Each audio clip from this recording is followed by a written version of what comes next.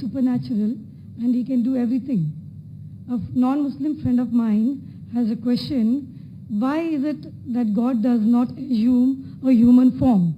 Regarding the second part of the question, that God can do everything.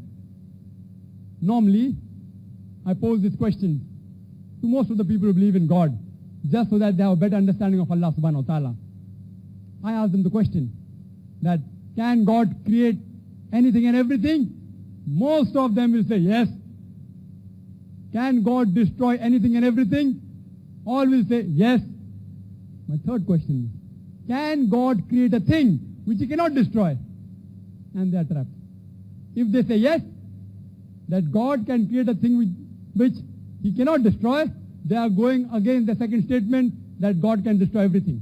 If they say no, God cannot create a thing which he cannot destroy, that means they are going against the first statement that God can create everything. Again, they are not using the logic. They are trapped. Same way, God cannot create a tall, short man. There are 1,000 things I can list which God Almighty can't do. God cannot tell a lie. The moment he tells a lie, he ceases to be God. God cannot be unjust.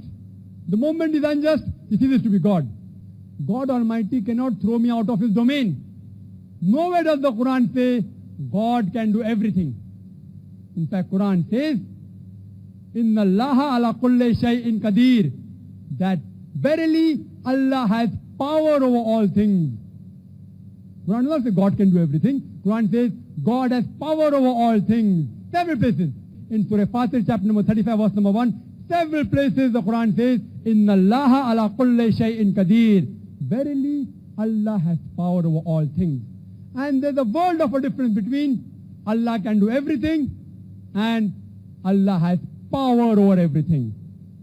In fact, Quran says in Surah Buruj, it says that Allah is the doer of all he intends. Whatever he intends he can do. Regarding our main question, why can't God take human form? Posed by a non-Muslim.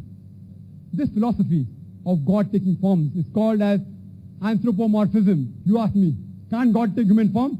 Yes, he can take. But the moment he takes the human form, he ceases to be God.